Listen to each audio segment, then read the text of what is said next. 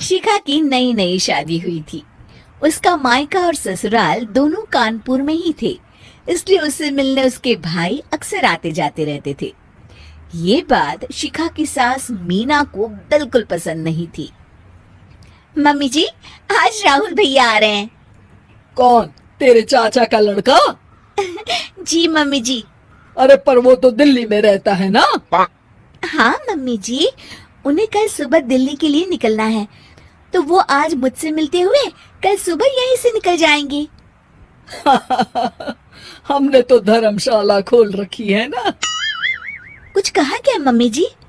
मैंने कहा हाँ, आने दे तेरे भैया को, जमकर खातिरदारी करेंगे। अब तो कुछ करना ही पड़ेगा, इससे पहले कि मेरा घर धर्मशाला बन जाए। ये कैसी बातें कर रही हो मीना? सच ही तो कह रही हूँ।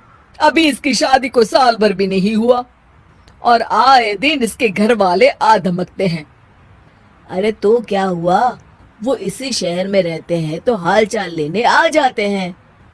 इस बार मैं उनका हाल और चाल दोनों ही बिगाड़ दूंगी। अब बहुत हो गया जी। अरे ये कैसी बातें कर रही हो? हे भगवान, बस आप तो देखते जाइए। शाम को राहुल आता है। नमस्ते आंटी, कैसे हैं आप लोग? हम लोग तो ठीक है, तुम कैसे हो बेटा? मैं भी अच्छा ही हूँ आंटी। बस आज रात के बाद नहीं रहोगे। चलिए भैया, मैं आपको हमारा घर दिखाती हूँ।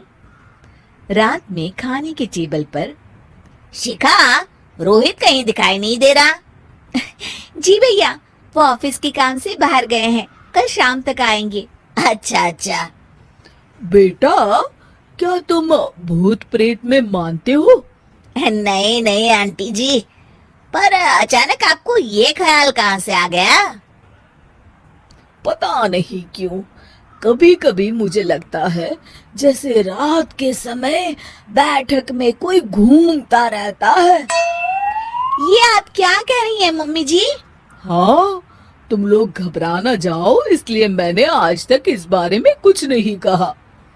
ये आपका वहम होगा आंटी जी, ऐसा कुछ नहीं होता। हो सकता है। चलो अब मेरा सोने का टाइम हो गया है तो चलती हूँ मैं। शिखा बेटा, राहुल के सोने की व्यवस्था वहीं दीवान पर कर देना। जी पापा जी। अब चलिए भी।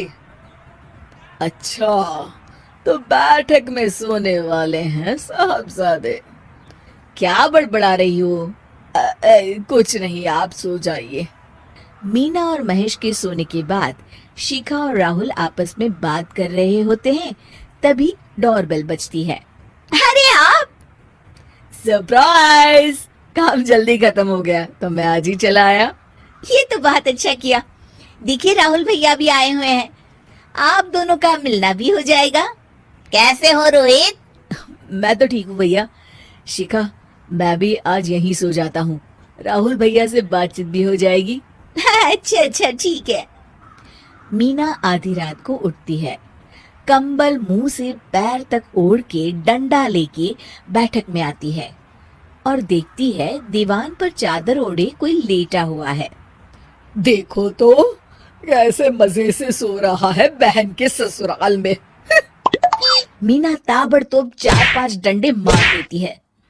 अरे मर गया, अरे बचाओ बचाओ, कौन है? मीना जल्दी से अपने कमरे में भाग जाती है। हे भगवान, ये मैंने क्या किया? ये रोहित कहाँ से आ गया? लगता है ये नालायक राहुल मेहमानों वाले कमरे में सो गया होगा।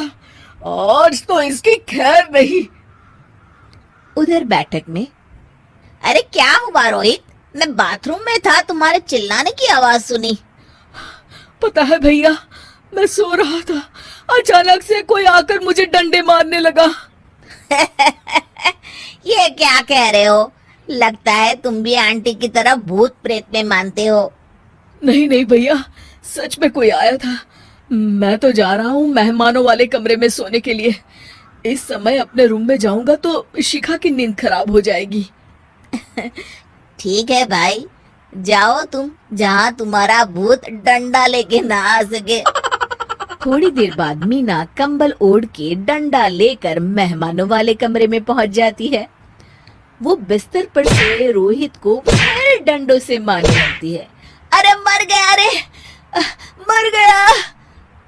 तू भूत प्रेत में नहीं मानता ना, ये ले अब डंडे खा। है, ये तो माँ की आवाज है। रोहित कंबल खींच देता है। बेटा तू, अरे ये क्या कर रही हो माँ, मार मार के मेरा भरता बना दिया आपने। माफ कर दे मेरे लाल, मैंने तो तुझे ही मार मार के लाल कर दिया। मैं तो उस राहुल के बच्चे को सबक सिखाना चाहती थी। राहुल भैया को? हाँ बेटा, मुझे लगा अगर उसे डंडे मारूंगी तो शिखा के मायके वाले यहाँ आना छोड़ देंगे। हे भगवान, माँ ये घर शिखा का भी है, उसके घर वाले जब चाहे आ सकते हैं। हाँ बेटा, आज मुझे भगवान का इशारा समझ में आ गया। मैं कितना गलत करने चली थी और अपने ही बेटे को चोट पहुंचा दी। अब चुपचाप जाके सो जाओ माँ, और किसी को कुछ बताने की जरूरत भी नहीं है।